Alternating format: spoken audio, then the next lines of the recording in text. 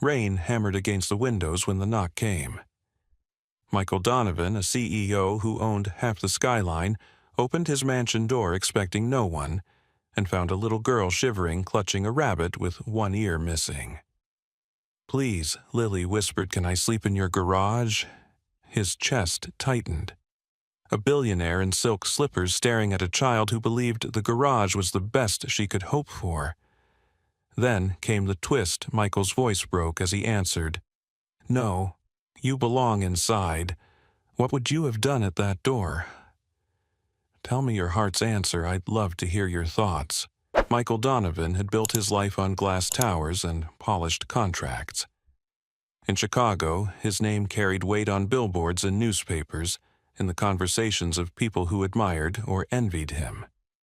Yet, behind the tall windows of his mansion near Lake Michigan, silence ruled. It was the kind of silence that didn't soothe but pressed against the chest, reminding him of what was missing. He had spent decades providing homes for strangers, but when he came back at night, his own house felt like a museum, grand, expensive, lifeless. That evening, a storm rolled in from the lake, rattling the windows and making the city streets glisten under sheets of rain. Michael sat alone in his leather chair by the fire, his silk robe draped across his shoulders, a half-empty glass of wine on the table beside him. He was used to storms. He was used to quiet, predictable, detached, that had become the rhythm of his nights, until he heard it. At first, he thought it was the wind, the shutters protesting against the gale. But then it came again. 3 faint knocks, small, timid, yet persistent. Michael frowned and stood slipping his feet into slippers as the chandelier above swayed in the draft. The sound came once more, knock, knock, knock, almost drowned by thunder, but not quite. When he opened the massive front door, the storm rushed in, drenching the marble floor. And standing there, framed by lightning and rain, was a little girl no older than 7. Her hair clung to her face in wet strands, her jacket soaked through water dripping from the sleeves. She clutched a worn-out backpack to her chest, as if it were her only anchor in the world. Her lips trembled, and her voice, when it finally came, was barely more than a whisper. "Can I sleep in your garage tonight?" The words hung in the air, absurd, against the backdrop of wealth and stone. Michael froze, his hand still on the doorknob, staring down at her. A millionaire in silk loungewear, confronted by a child in the middle of a storm, asking not for food or money, but for a garage. His first reaction was disbelief. Children didn't come to homes like his. Not here, not in this neighborhood. He hesitated, his mouth opening, but no words forming. He was a man who had negotiated billion-dollar deals without flinching. Yet now he found himself speechless in front of a soaked child. Finally, he managed to speak, his voice softer than he recognized. "No," he said, his own tone surprising him. "You don't belong in a garage." The girl blinked, uncertain if she had heard correctly. Michael stepped aside, motioning her in. Warmth spilled out into the storm as she stepped across the threshold, leaving a trail of water on the gleaming marble. He closed the door behind her, muffling the roar of rain, though the echo of her request still pressed against his mind. She looked impossibly small in the vast entryway, her shoes muddy, far too big for her feet, likely passed down from someone older. The backpack sagged in her arms, damp and heavy. She held it like it was everything she owned. Michael studied her for a moment, unsure what to do. He cleared his throat, the sound too loud in the cavernous hall. "What's your name?" he asked. "Lily?" She whispered, her voice cracking. "Just Lily."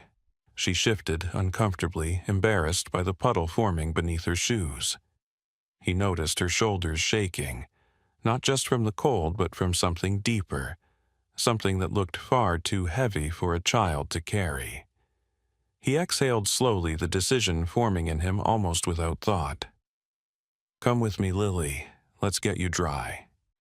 He led her toward the sitting room, the fire still glowing in the hearth. She followed quietly each step, cautious as though she wasn't certain she was allowed to be there. Michael draped a blanket over her small shoulders, the fabric nearly swallowing her. She hugged it tightly, her eyes fixed on the flames as though afraid they might disappear. For a long while he didn't speak. He simply watched her, watched the way her fingers clutched the blanket, watched the exhaustion etched into her little face. The storm beat against the windows, but inside the house, something felt different. For years, silence had been his only companion. Tonight, silence carried the sound of a child breathing, fragile yet undeniable. Michael poured another glass of wine, but didn't drink it. He couldn't stop thinking about the words she had spoken at his door. A garage. Out of all the things she could have asked for, she had asked for the simplest, the most heartbreaking form of shelter.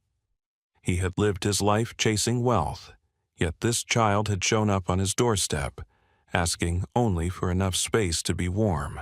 And as Lily sat by the fire, her backpack at her side dripping onto the rug, Michael Donovan realized his night had changed forever. Michael sat across from Lily, the fire flickering between them, throwing shadows across the walls. She looked so small, wrapped in his oversized blanket, her damp hair clinging to her cheeks. She clutched the fabric as though it might slip away, her eyes fixed on the flames with a kind of guarded intensity. He could tell she wasn't used to warmth that stayed. It unsettled him, the thought of a child measuring safety by its duration, not its presence. "Would you like something warm?" he asked, after a moment, his voice lower than usual. "Maybe hot chocolate?"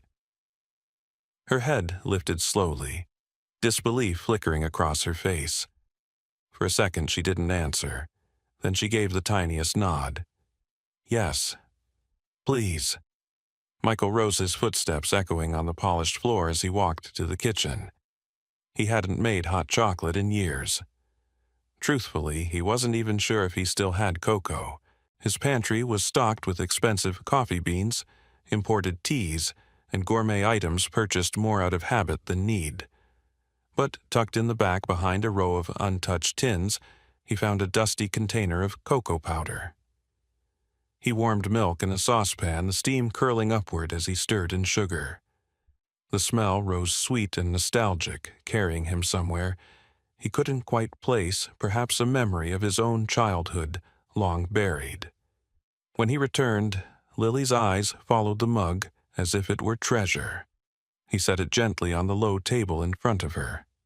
"Be careful, it's hot." She cupped it with both hands, blowing softly before taking a sip. The warmth traveled through her body, softening her small shoulders. She let out a faint hum, then looked at him with eyes too heavy for her age. "Thank you." Michael felt something stir in his chest. He nodded awkwardly. "You're welcome." They sat in silence, the fire crackling, rain hammering the windows. Lily sipped her drink in careful gulps, each one, as if she feared it might be her last. The backpack at her side slumped against the rug, water dripping from its seams. Michael's gaze lingered on it. He wondered what a child could possibly carry that seemed so precious. But he didn't ask, not yet. Instead, he leaned back in his chair, studying her. "Do you go to school?" "Lily?" Her eyes darted up, startled by the question. "Yes," she answered quickly, almost defensive. "I try not to miss." She hesitated, her voice dropping. "But sometimes it's hard." "Hard?" he asked gently. Her lips pressed together. "Kids notice things. If you wear the same clothes too many times, or if you don't bring lunch, they laugh." The last word cracked as she ducked her head, hiding behind her hair. Michael's jaw tightened. He had donated to schools, cut ribbons, smiled for photos. But he had never stood in a hallway and seen what children like her endured. "You shouldn't have to worry about that." He said, his voice rougher now. "Kids should never have to." Her eyes flicked toward him wide and searching, as though she wanted to believe him, but wasn't sure she could. For a moment, he saw himself reflected there, not as a child, but as a man who had built walls so high he had forgotten what it meant to belong. She shifted, pulling her backpack closer, hugging it like armor. The zipper was half open, revealing worn notebooks and a stuffed rabbit missing an ear. He noticed how her fingers trembled as she clutched it tighter, as though afraid he might take it away. "What's in the notebooks?" he asked softly. Her eyes narrowed, wary. "Drawings. Can I see one?" She hesitated, then unzipped the bag, slowly pulling out a notebook swollen from the rain. She flipped to a page and held it out almost reluctantly. The drawing was rough done and pencil worn down to a stub. It showed a small house with flowers in the windowsill, smoke curling from a crooked chimney. Beside it stood two stick figures, one taller, one smaller, their hands touching. "That's me and my mom," she explained, her voice hushed. "It's not where we live now, but it's how it used to feel." Michael studied the sketch, his throat tightening. The lines were simple, childlike, but the emotion was unmistakable. It was hope captured in graphite. He handed it back carefully. "It's beautiful, Lily." She shrugged, embarrassed, and tucked the notebook back into her bag. "Sometimes I draw so I don't forget. Memories fade, but if I draw them, they stay." For a long moment, neither spoke. Michael found himself watching her, watching the determination in her small frame, the way she guarded her fragile world with scraps of paper and broken toys. He thought of the empire he had built, measured in contracts and profits, and realized none of it had ever carried the weight that one sketch did. "Do you ever show your drawings at school?" he asked. She shook her head quickly. "No, they wouldn't understand." "Maybe they would," he offered. Her eyes lifted, uncertain. "Do you think people really understand?" The question pierced him. He had spent his life surrounded by people, investors, buyers, admirers, yet rarely had he felt understood. And here across from him, a 7-year-old girl had asked the very thing he had long buried in himself. "Not everyone," he said finally, his voice low. "But sometimes someone does." Lily's gaze lingered on him, cautious but hopeful. And in that fragile moment, Michael felt the silence of his house shift again. Not the hollow silence he had known, but one filled with something he hadn't felt in years: connection. The storm outside raged on, rain streaking the tall windows. But inside near the fire, Michael Donovan and a little girl named Lily shared something neither of them had expected: the quiet beginning of trust. The next morning, Michael woke to a strange sensation movement in his house. For years, he had risen to nothing but the hum of the refrigerator or the creak of pipes. But today, he heard the soft sound of a child humming faintly down the hall. He pulled on his robe and followed the sound to the dining room. Lily sat cross-legged at the table, her damp notebook spread out before her, a stubby pencil in her hand. Her stuffed rabbit, still missing one ear, leaned against a chair, as if it were her quiet companion. She was bent over, her sketch tongue caught between her lips in concentration. Michael lingered at the doorway, almost afraid to interrupt. The sight of her there, small, intent, fragile, yet determined, looked strangely natural, as if his grand dining room had been waiting for her all along. He stepped in softly. "Good morning," he said. She startled, then gave him a shy smile. "Morning? Did you sleep well?" Her shoulders lifted in a little shrug. "Better than usual." That answer hit him harder than he expected. He wanted to ask more, but her pencil kept moving, scratching faint lines onto the page. The blanket from the night before was still wrapped around her shoulders, slipping now and then as she leaned forward. Michael moved closer, his eyes falling on her backpack at the side of the chair. It was still damp from the storm, the flap hanging loosely. Something inside caught his attention, a corner of paper, yellowed and frayed, peeking out between notebooks. He reached to tuck it back before it tore, but when he pulled it free, his breath caught. It was a photograph.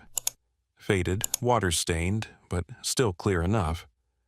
A modest brick apartment building, sunlight glinting across the windows. Michael's chest tightened. He knew that building. He had designed it 15 years ago, one of his first big projects. A development meant for working-class families. He remembered the ribbon cutting the press cameras, flashing the sense of pride that had carried him for weeks. Before he could slip it back, Lily noticed. Her eyes widened in alarm. "That's mine." She scrambled from her chair, nearly tripping on the blanket. She rushed forward, clutching at the photo in his hand. Her fingers trembled as she pulled it to her chest, holding it as though it were her very heartbeat. "I'm sorry," Michael said quickly, his voice softer than he intended. "I didn't mean to pry. I recognized it." Her brows knit. You know this place?" "Yes." He drew a breath. "I built it, years ago." The silence that followed pressed heavily between them. Lily stared at him, her lips parting, breath shallow. "That's where we lived," she whispered finally. "Me and my mom. Before everything changed." Michael felt the world tilt beneath him. Out of all the buildings he had ever developed, all the units scattered across the city, this little girl, standing in his dining room, had once called one of them home. "Tell me," he urged gently. "Please." Her grip on the photo tightened. But after a moment she sat back down, clutching it in her lap. Her voice was soft, unsteady. "We moved there when I was little. Mom said it was the happiest time. The neighbors were kind, kids played outside. She baked cookies on Sundays. We had a balcony with flowers. Mom always said it felt like our forever home." Her lips curved in the faintest smile, but it vanished quickly. Then the rent kept going up. She worked harder and harder, but it wasn't enough. One day, the landlord said we had to leave. She cried so much that night. Her voice cracked, and she buried her face against the photograph. "That's why I keep this, so I don't forget. So I remember what it felt like to belong somewhere." Michael sat frozen, the air heavy in his chest. He could still see that day, the celebration when the complex had opened, the applause from investors, the champagne glasses clinking. It had been a triumph for him. But for Lily and her mother it had become a loss. A wound carried into the present. "I didn't know," he said, his voice low, almost breaking. "I never thought." She looked up, her eyes brimming with tears. "Do you think we'll ever have a home again? Not just a place to stay, but a real home?" The question tore through him.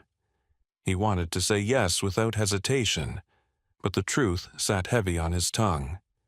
He had built towers of glass and steel-lined streets with luxury condos, raised profits year after year.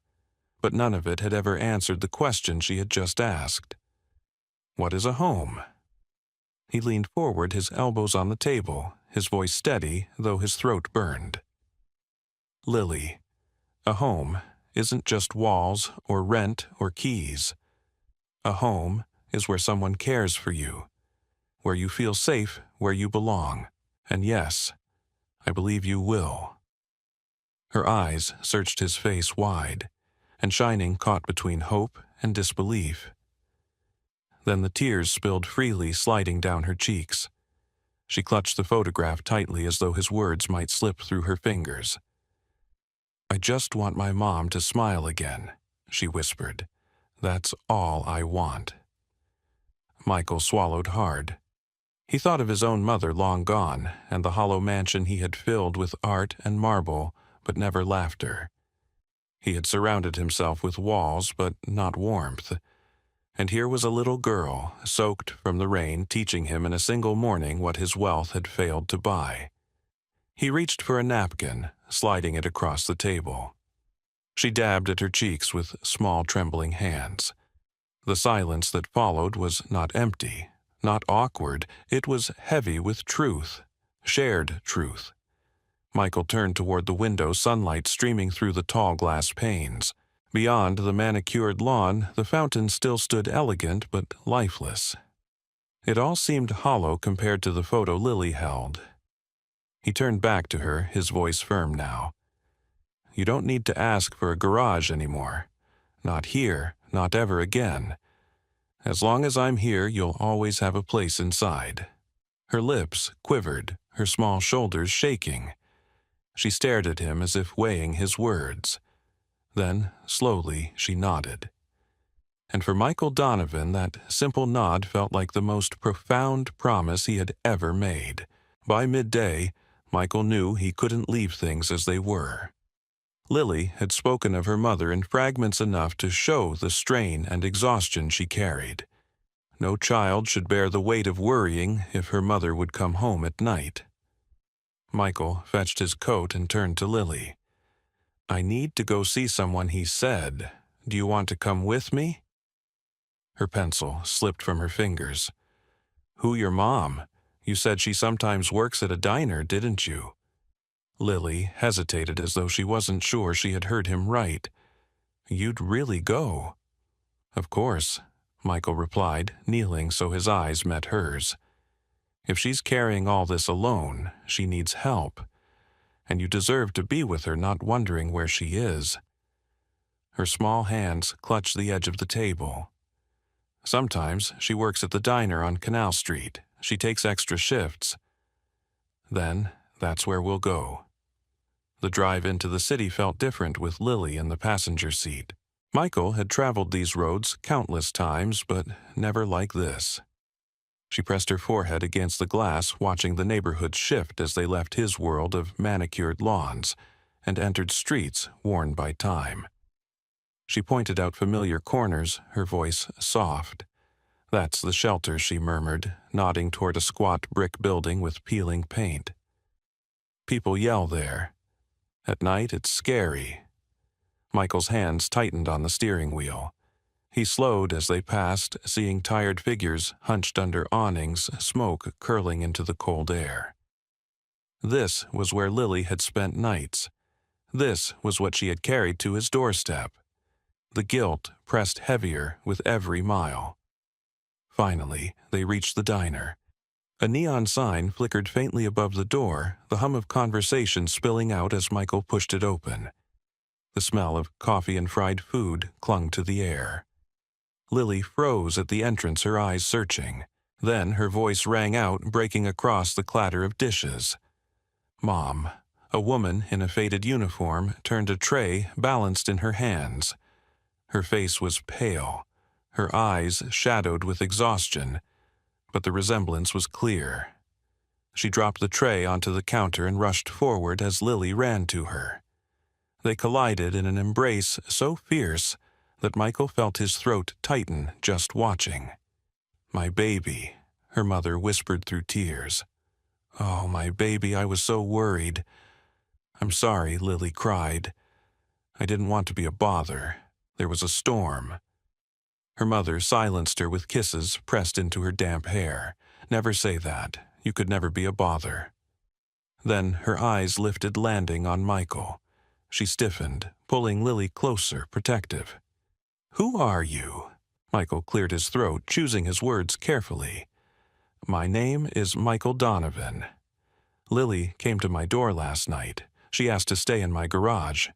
Her mother's face crumpled, shame and gratitude colliding. I'm so sorry. I work so many shifts. I didn't know You don't need to apologize. Michael interrupted gently. You're doing everything you can, but no child should feel like she belongs in a garage. Tears welled in her eyes as she stroked Lily's hair. Thank you, she whispered. They slid into a booth at the corner, the laminated menu between them.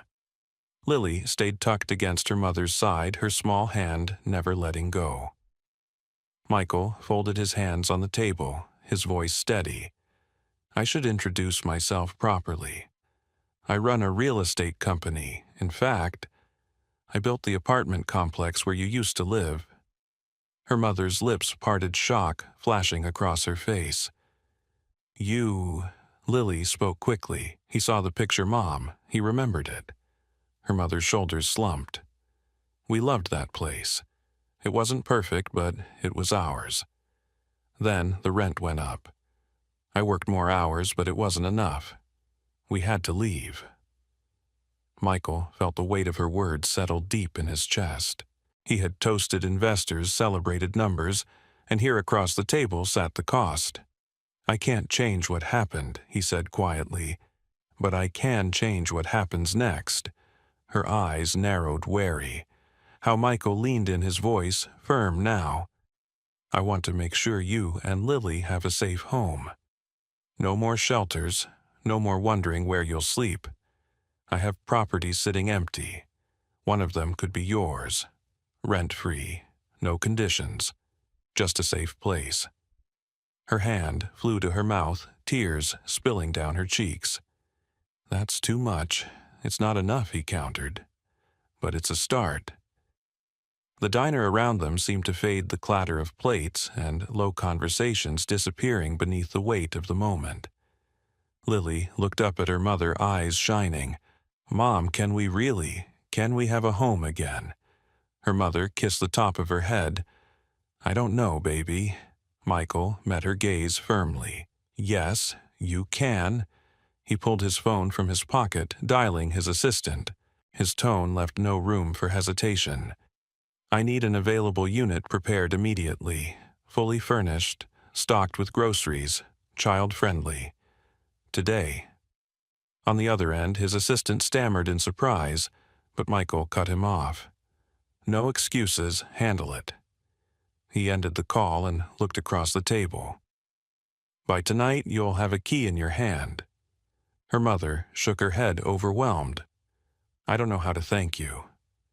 You don't need to, Michael said.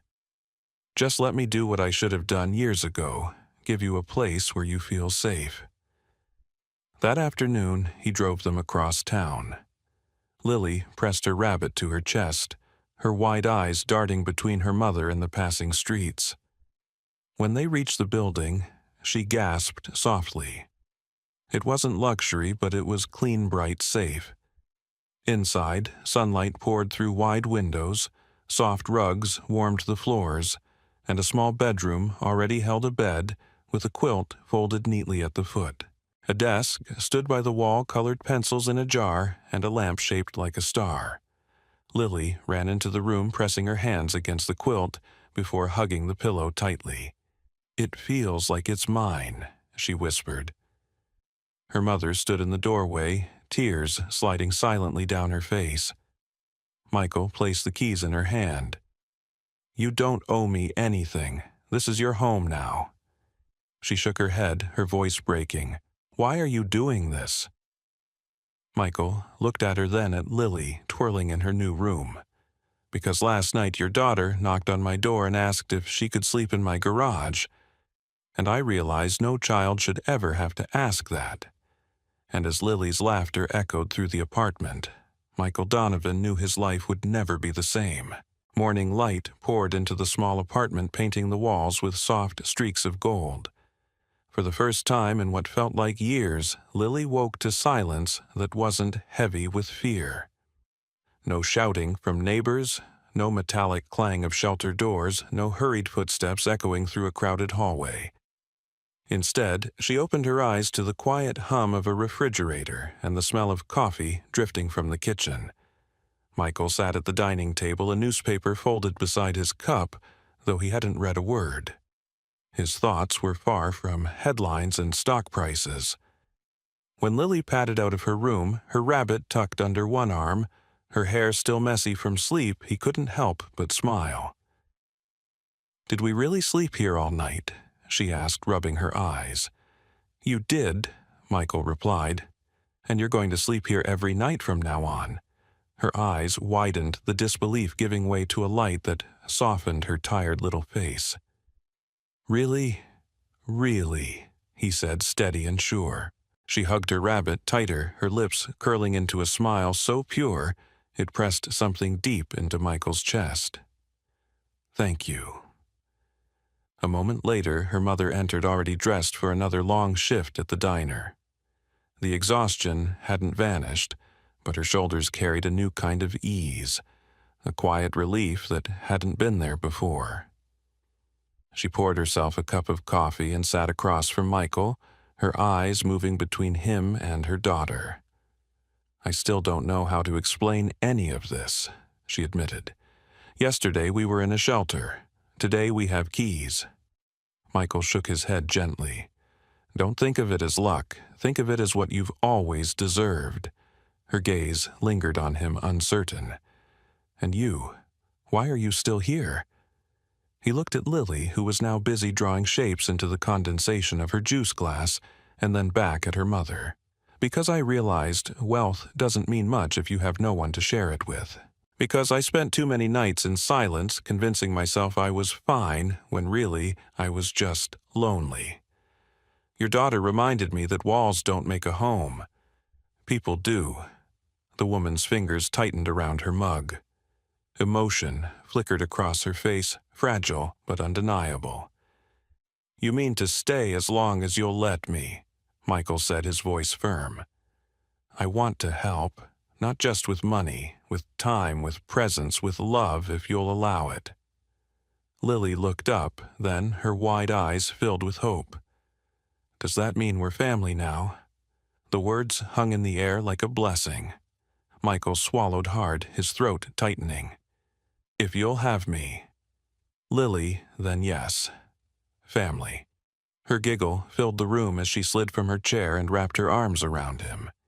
He held her close, feeling the steady rhythm of her heartbeat against his chest. In that moment, the hollow mansion he had once called home felt like a distant memory. Here, in this modest apartment with mismatched dishes and thin walls, he felt something he had never known before: belonging. Later that day, Michael walked through the neighborhood with Lily and her mother. They passed children drawing hopscotch grids in chalk across the sidewalk. Neighbors leaned over fences, chatting while tending to their flower pots. Shopkeepers swept dust from their storefronts, nodding and greeting as they passed. Lily skipped ahead, her laughter ringing through the air, her rabbit dangling in one hand. Her mother walked beside Michael, her voice quiet but steady. "You've changed everything." "No," Michael replied. "Lily did. She knocked on my door and reminded me of something I'd forgotten, that a home is more than stone and glass. It's love. It's belonging." As he watched Lily twirl in the sunlight, her hair catching the breeze, Michael felt something loosen inside him. Something that had been locked away for decades. For years, he had measured his success in towers of steel and glass, in contracts and profits. But none of it could compare to the sound of that little girl's laughter. That night, as Lily settled into her new bed, she pulled the old photograph from her backpack. She placed it on the nightstand beside her star-shaped lamp and smoothed the worn edges with her small fingers. But this time, she didn't clutch it with longing. She smiled at it, grateful. Because she wasn't clinging to a memory anymore. She was living inside a new one. Michael tucked the blanket around her shoulders and bent to kiss her forehead. "Sleep well, Lily. You're home." Her eyes were already closing, but her lips moved in a soft whisper. "I like it when you say that." He turned off the lamp, his heart swelling with peace he hadn't felt in years. In the living room, her mother waited quietly, her eyes tired but softened by gratitude. She looked at Michael, her voice low. "You gave us more than shelter. You gave us hope." Michael didn't answer right away. He didn't need to. The truth was written in the stillness of the apartment, in the sound of Lily's steady breathing behind the door, in the warmth that now filled a space once marked only by emptiness. For the rest of his life, Michael knew he would carry the memory of that night, the knock at the door, the whispered request for a garage, and the moment he realized the most important deal he would ever make wasn't signed on paper. It was the choice to open his door and to open his heart. And that choice had made all the difference. The story of Michael Donovan and Lily is not just about a stormy night or a knock on the door. It is a story of what happens when two worlds collide: the world of wealth, built on glass towers and silent halls, and the world of a little girl who carried more fear in her small backpack than any child should ever know. Michael had everything that money could buy, yet nothing that mattered. Lily had almost nothing at all yet. Within her fragile hands, she held the very thing he lacked the courage to ask for shelter, even if it was only a garage. When Michael opened that door, he had no idea his life would change. The man who had built empires in steel and marble discovered that all of it meant very little without someone to share it with. Through the firelight of that first night, through the soft sound of cocoa being stirred in a kitchen long unused, and through the faded photograph that revealed Lily's connection to a home he had once built and taken pride in, Michael came face to face with the consequences of his own success. What he had once celebrated as achievement was also the same force that had pushed families like Lily's to the margins, leaving them to fight for scraps of security. But the story did not stop at realization, it became action. Michael didn't simply write a check or offer sympathy from a distance. He drove into the heart of Lily's world, to the diner where her exhausted mother worked, and he chose to sit in the discomfort of their reality. He listened. He looked her in the eyes and said words few people in her position ever hear: "I'm not leaving." He offered them not just a roof, but dignity, stability, and a chance to breathe again. For Lily, that moment was more than a promise, it was the beginning of trust. A child who once believed the best she could hope for was a garage learned instead that she belonged inside, that she was seen, and that she was no longer invisible. For her mother, it was the relief of knowing her daughter could grow up in safety rather than fear. And for Michael, it was the rediscovery of what it meant to be human, to love, to belong, to finally understand that a home is never about chandeliers or marble floors. It is about laughter, presence, and care. The lesson from this story is as simple as it is. Profound, true wealth is measured not in what we accumulate, but in what we give. It reminds us that behind every statistic about poverty, behind every shelter, there are children like Lily and mothers like hers, people with names, faces, and dreams. It challenges us to ask ourselves, are we so busy building towers of our own success that we forget to notice the quiet knocks on our doors? In today's world, we are surrounded by noise, by constant demands, by endless measurements of productivity and achievement. But if we pause long enough to listen, to truly see, we may discover opportunities to open our own doors. Maybe it's not a mansion door in a storm. Maybe it's inviting someone to sit at our table. Maybe it's offering time to listen when someone feels invisible. Maybe it's standing up for someone who doesn't have the strength to stand up alone. These small choices, these acts of kindness, are what create belonging, what build homes far stronger than brick and stone. Michael's transformation reminds us that it's never too late to shift from living in silence to living with purpose. His story shows that one decision, one whispered, "No, you belong inside," can ripple outward, changing not just one night, but an entire future. And perhaps it can inspire us to recognize the knocks in our own lives and to answer them with compassion. If this story touched your heart, let it be more than just a story you listen to. Let it be a reminder to open your eyes and your doors, to carry kindness like a lantern into the dark corners of the world, to believe as Lily did that even the smallest voices deserve to be heard. And if you believe in sharing stories like this, stories that remind us of who we can be at our best, I invite you to support this channel. Subscribe, leave a comment with your thoughts, and share this video with someone who might need to hear it today.